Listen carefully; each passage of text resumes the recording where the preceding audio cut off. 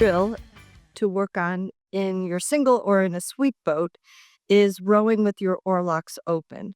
And what rowing with your oarlocks open helps you work on is staying on the pin all the time. We have some classical errors in rowing where someone leans back too far or someone overreaches, and as a result, either their weight falls too far back on the seat or their weight falls too much on their feet, and the handle moves away from the pit. So you'll actually see the collar of the oar moving away from the oarlock, which takes weight off of the rigger. And when that happens, your boat is probably going to fall to one side or the other side, depending on where the weight was. And if the weight falls away from one rigger, your boat's going to fall down to the opposite side. So I'm out here in Lemon Bay in Florida, and the water's nice and warm. So I'm going to do a little bit of rowing with my oarlocks open out here in the single. I'm in an open water boat right now, but it's a great way to work on this and kind of just quiet things down in the stroke. And if you're in a crew boat, getting everybody working together and not being too long or falling off the path of the handle as you're rowing. So here, I'll show you what this looks like in just a moment.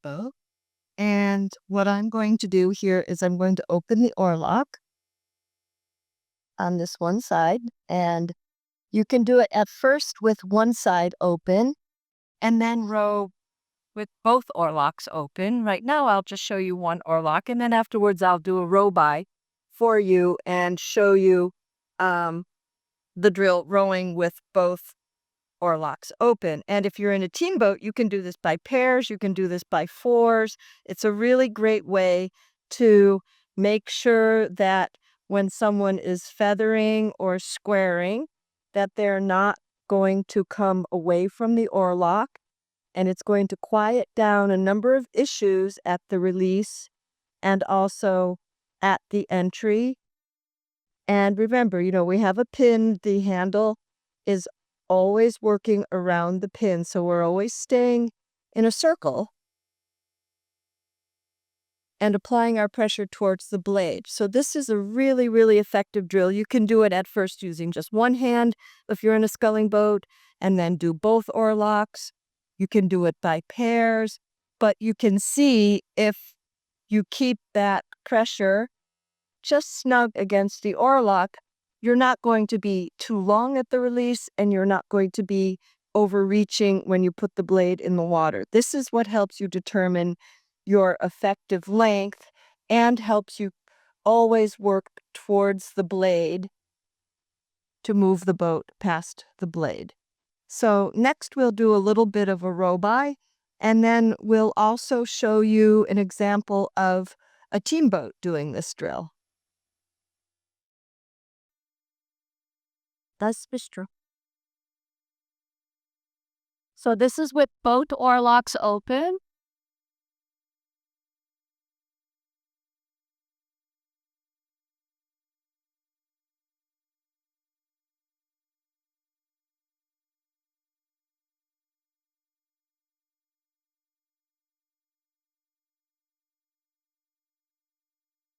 And this is backing with the oarlocks open. Very good exercise for blade control. From the stir to the stir, excellent. Oarlocks open. The purpose here is to work around the pin, applying the pressure with the inside arm, inside lat, as your handle passes over your knees. Keep a little bit more pressure towards the blade until you tap down.